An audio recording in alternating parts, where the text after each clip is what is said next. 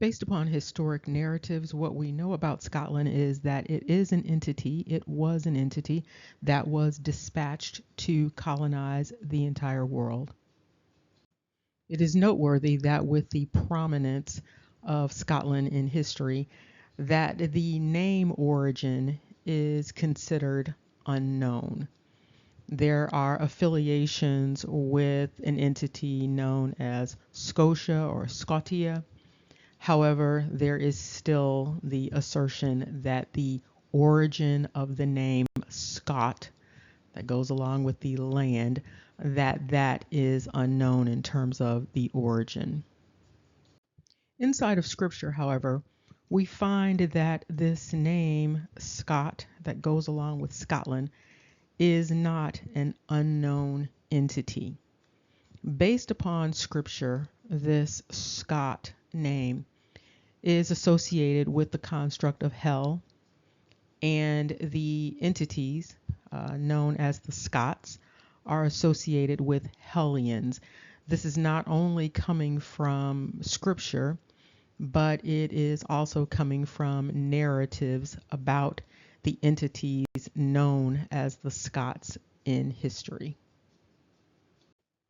Now we know that Scotland is associated with Seth or Set, but what we also find when deconstructing the name Scot itself, we find that this entity, this Scot entity, is associated with chaos. And so with respect to that, what this name insinuates is that the Scots are chaos agents, a chaos order. One thing that's really interesting about this is that with respect to some of the offerings related to the name origin, there is this offering of Scot being associated with that which is light or white. In other words, that which is considered pure or divine, according to these narratives. However, what we see with respect to the deconstruction of this Scot name, the Scot construct, we see something that is akin to that motto or that phrase of lux in tenebris.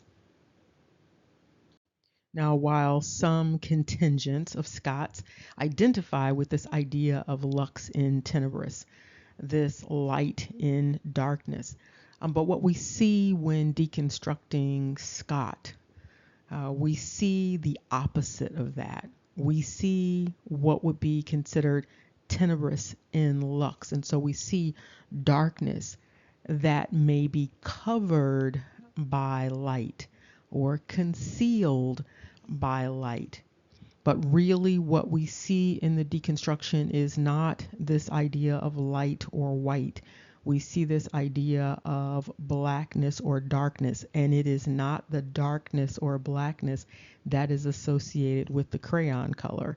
It's not the darkness or blackness that is associated with phenotype. It is another type of darkness, and we're going to look at that. And because of this underlying meaning, this underlying etymology associated with Scot, we find that Scot really is the construct of black. But again, it's not the black that is the crayon color. It is another type of black when we are talking about this construct of Scot and Scotland. So let's get into that.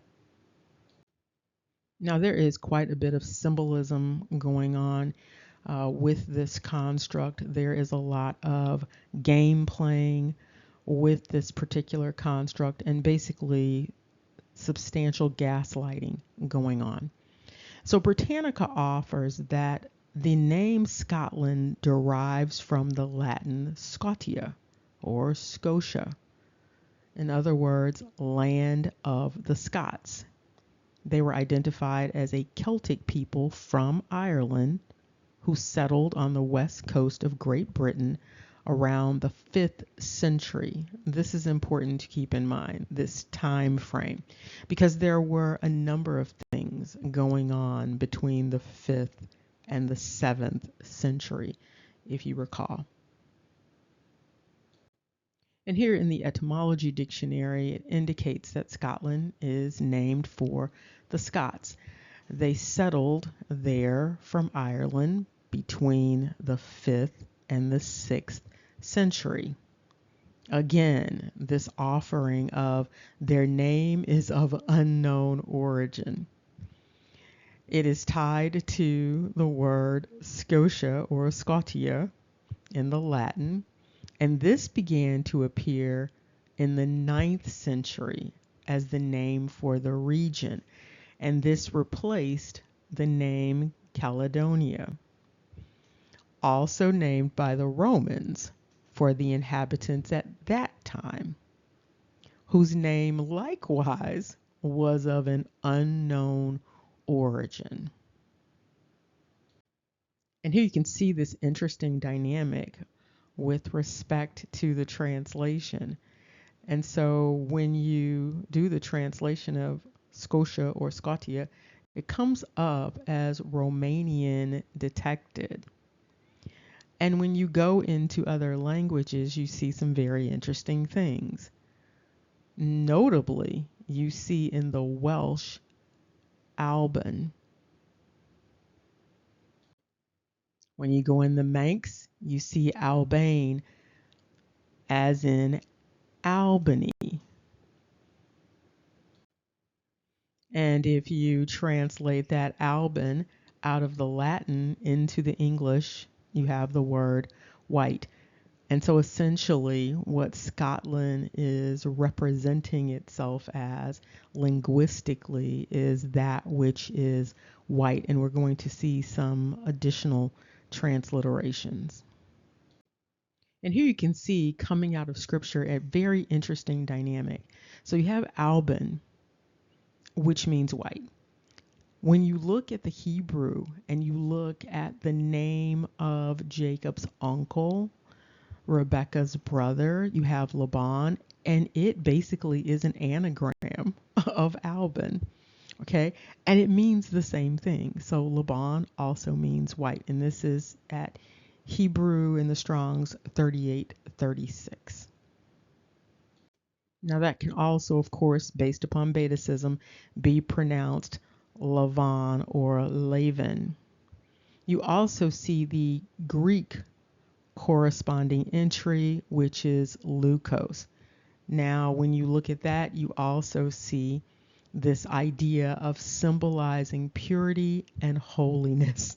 Okay, so apparently, somewhere along the line, this idea of Scot transferred from what it actually is to this construct associated with Laban, interestingly, and this word Laban or Lavan, and also Albin or Albane or Albany, okay, as in like Albany, New York.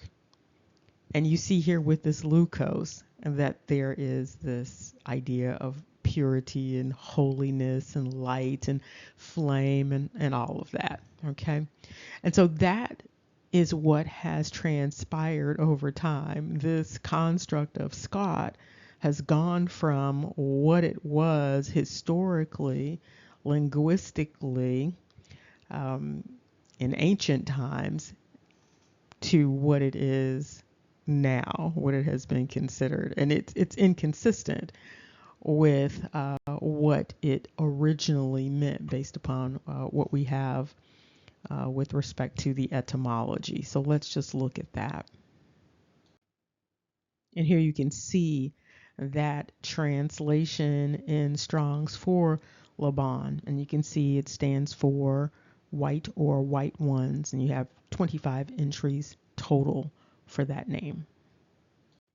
Before we go into this, I want to remind you that King James 6 and 1 was Scottish. He was a Scot. And so it is not conceivable Given King James' background, given the history of Scotland, given his relationship with Scotland, given his involvement in the King James version of the Bible translation, it's not possible that he did not know the underlying meaning of Scotland. As a matter of fact, there are narratives from him identifying those in the Isles as being associated with these Hellion types of dynamics. And so here we see in the Greek at 4653, Scotia. Okay, now remember, Scotia is supposed to be this mother of the Scots that brought them out of Egypt into where they ended up in the Isles. Okay, however, when we look at this idea of Scotia in Scripture, we see something totally different. We don't see a woman. We see this word darkness. It is feminine, but the construct is darkness. And specifically, it indicates figuratively of spiritual darkness. So again, this darkness that is associated with Scotia is related specifically to this idea of, or this reality of, spiritual darkness. And here you see this is derived from the Greek word skotos, also meaning darkness. In the Hebrew, there is another entry that also refers to darkness and obscurity. Now, in contrast to this Alban identity, or this Alban translation, or this Laban or Lavan translation, what we see here with respect to Scotia is that it is used metaphorically to describe spiritual or moral darkness, ignorance, and the absence of divine light. It is often contrasted with this phos light construct.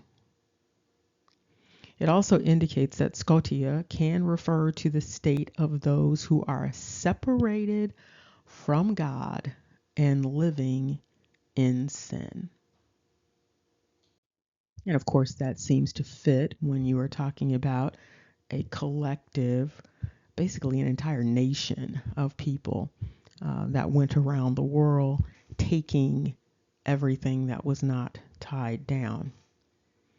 It goes on to indicate here in this narrative that in the Greco-Roman world, darkness was commonly associated with chaos, evil, and the unknown. Again, we are not really talking about the crayon color here, and this is not in reference to phenotype.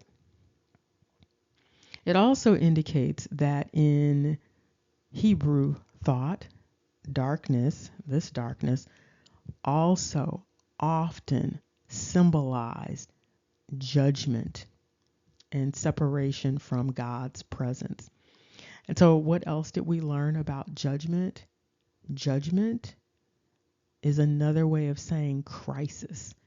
And so here we have an entity whose very essence, whose very name is associated with chaos, evil, judgment, and crisis. This is the antithesis of being in alignment with the entity known as Jesus. And of course, what's also interesting about that is when these entities were dispatched from Europe, whether we're talking about coming from the Vatican or dispatched by King James, these entities were presenting as representing the entity known as Jesus. And so you see it in the charters, you see it in the papal bulls. It goes on to indicate that this darkness, this Scotia, is a brand of moral and spiritual obscurity, which actually blocks the light of God. Interesting. And here you see this word origin of SCOTOS. Again, you have 17 entries related to this dark and darkness in Scripture. And here you see additional information in the Greek, again, for Scotia 4653. And it indicates here that, again, this word, this construct, is about darkness. Now, here is an indication that this darkness is associated with this idea of an absence of daylight. However, it specifically refers to this idea of that which is unseen, covered, hidden, in secret. And again, Scotland is associated with all of these secret dynamics, these secret rites, these secret collectives. It goes on to indicate that metaphorically, again, this is used in terms of ignorance of divine things and associated wickedness and misery. Here it goes on to indicate dimness and obscurity, both literally and figuratively. And here you see the Oxford Language Dictionary confirming this construct of Scotland, this construct of Scotia. And so it indicates here not Alban or Laban, but Scotia, coming from the Greek skotos, meaning darkness, into the Latin Scotia, again, skotos, meaning darkness, with reference to the shadow produced. And here we skip over to 4655, Skotos, and it indicates here, with respect to this one, the Skotos, it's a masculine noun, notably. So you have the feminine, and then you have the masculine here. Again, indicating darkness, either physical or moral. And so here is an indication of something that you might be able to see that might be darkness. But again, also going right back to that idea of moral darkness or spiritual darkness. And here you see another discussion about this, indicating a vessel or implement which metaphorically extends to the concept of obscurity or darkness. Again, referring back to the Old Testament and indicating metaphorically referring to ignorance or evil. And it gives two offerings, one Genesis 1:2, and you know what that's about, and then Exodus 10:21. And the Genesis reference speaks volumes because, of course, that is referring to chaos. It goes on to indicate here again that this idea of darkness with respect to Scotia, Skotos, refers to this idea of chaos, evil, and the unknown. Again, referring back to that Genesis entry. And here we see with Skotos again, properly, this idea of darkness or obscurity, figuratively, the principle of sin. And this particular entry appears 30 times. And here you can see how deep this concept starts to go.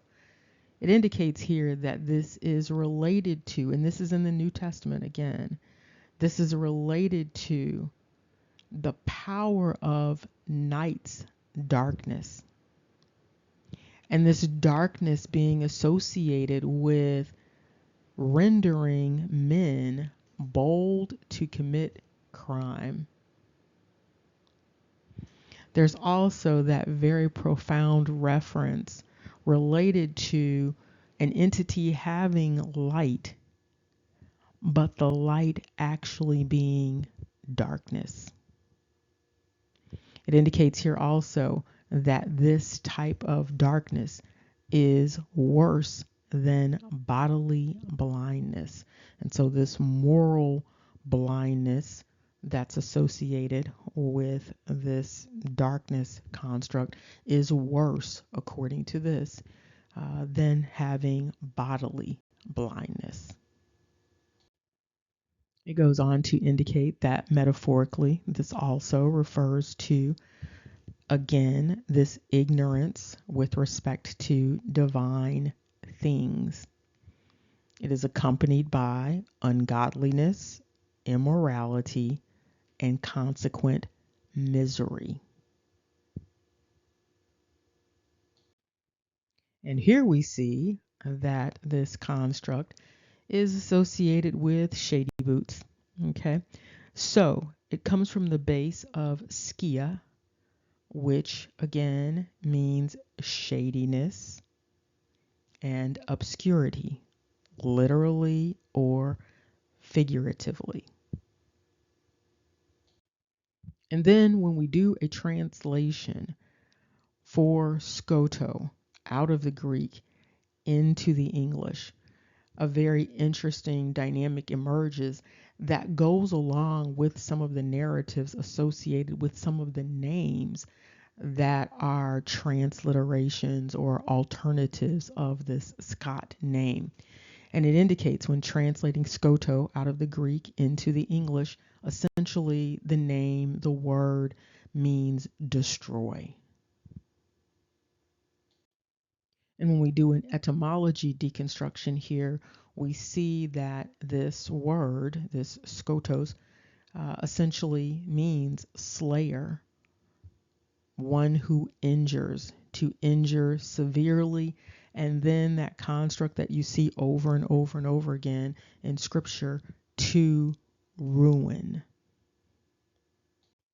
And by the way, this is all associated with that construct or that word of mur, mar. Okay, and so when you look back at some of the etymology deconstructions that we have done for that construct, it ties right into this. It also indicates here that SCO2 is another root, and it also means to darken, to obscure. Again, referring to the idea of spiritual darkness or darkening of the mind. If nothing else, there is consistency here. And when you think about what took place and what has taken place with respect to the destruction that has been spread throughout the world in terms of indigenous people, you see this repeated dynamic with respect to what has been manifested by this collective here. And so it goes on to indicate SCO2, to darken, moral, spiritual darkness, again, obscurity. And here again, we have it coming from skotos, to darken, darkened. Then we have the idea here for skotos, to obscure or blind. Now this appears to tie into the heraldry that you see throughout Europe with the heads, with the handkerchief around the eyes. You often see that. You often see it either raised or across the eyes. It also indicates here to be full of darkness. It goes into this construct of skia at 4639. And so for skia, we have shadow. And of course, shadow is associated with the construct of shade. And of course, shade is associated with the construct of hell. It indicates here and thick darkness and outline. This also relates back to some of that construction in the creation narrative in Genesis related to this idea of an outline of an entity. And here again, you see this idea of darkness or shade, and then a Hebrew correlate with this cell. And here we see a slight bit of positivity wherein this skia can refer to God's light or spiritual darkness again. And of course, with respect to some of these dynamics, we need to know specifically the name of this entity that is being referred to as God, because of course there are many instances wherein the entity known as God in the reference is referring to Seth or Set. So we need to be mindful of that also. So again, at 4639, skia, properly the shadow of a looming presence, figuratively a spiritual reality, good or bad. And there are 7 entries referring to shade or shadow. And here you see this direct reference to this shadow of destruction and also this idea of Hades. And so you see this construct of being enveloped with thick darkness, and then the darkness of error and spiritual ruin. And remember that construct of error also is associated with the idea of sin. Okay, but very specifically, it speaks to skia, referring to, relating to Hades. And Hades is another way of saying hell.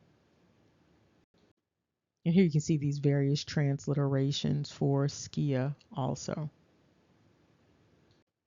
And at 7914 with ski ya with the YAH at the end, you see that skia is again a covering, a veil, coming from the root of saka, interestingly. And so if you recall, saka is also associated with who? Isaac. Okay. We also see when you look over in Isaiah 2:16 that this skia refers to the construct of craft. Again, you see this dynamic of covering or veil. And remember, covering, veil, this is simply another way of saying the word hell. It's also interesting that the location chosen for the filming or the depiction of Harry Potter and that Hogwarts school was the Scottish Highlands. It goes on to indicate here in this particular Greek dictionary that SCOTS again is referring to gloom of punishment and misery, moral or spiritual darkness, again, a realm of moral darkness.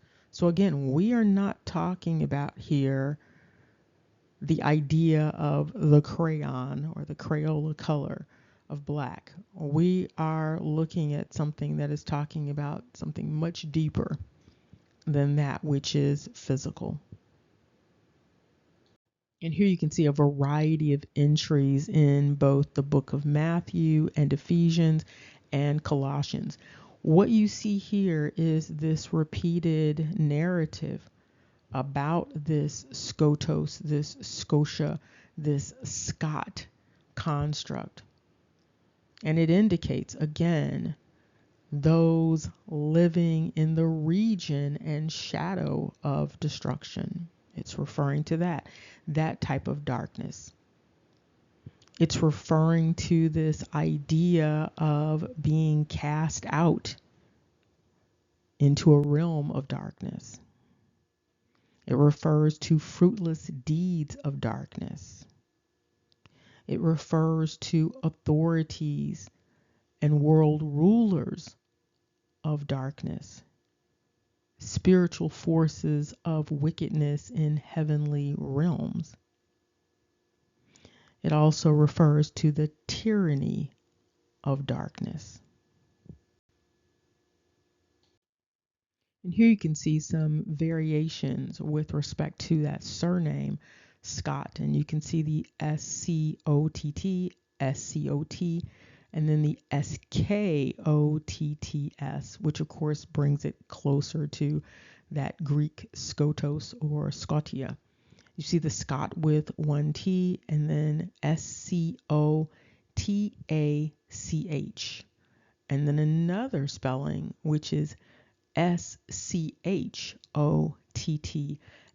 There are many variations of this particular name. And here it indicates that these little busybodies found their way to the Americas, settling this particular surname, settling in the 17th century. The first entry is Jamestown, Virginia, on the ship Discovery. Then we have another landing in 1618 on the Hercules, again going into Virginia. All of these are going into Virginia. Then we have another entry in 1623 and another one in 1623, all going into Virginia. Not to be outdone, we also have settlers with this name going into the West Indies. So this also is in the 17th century, 1635, aboard the ship Expectation. These ship names, I tell you. Then we also have 1635 going into Barbados on the Falcon. We have another entry going in Barbados, 1636. Now, while the name or this word itself refers to this idea of darkness and obscurity and gloom and doom, what is clear is that there was an effort made to spread this dynamic around the world and give other people transliterations of this particular word or variations on the construct. And so you have Scotland having this construct. You have Europe having a similar construct in terms of the name, the word. Africa being very similar. Arab or Arab, very similar. America, very similar.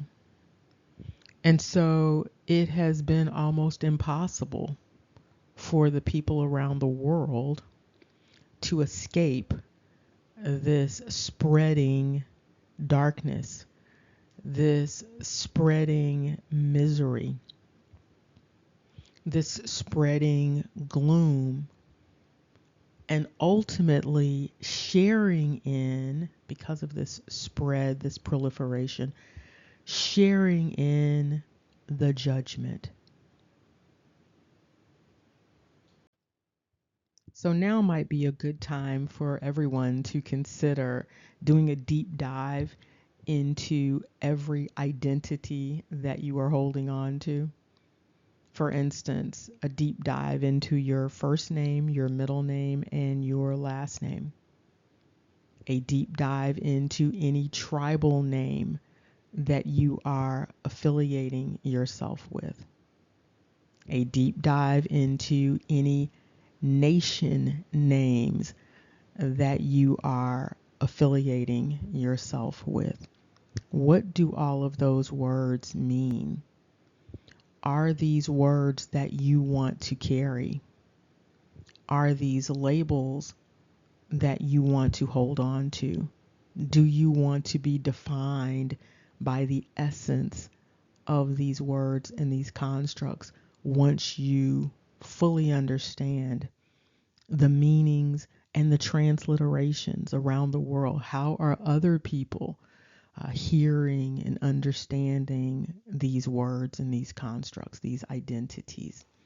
Now might be a good time for you to get a better understanding of what you have been carrying around and the extent to which it is or is not prudent to continue carrying these particular names around.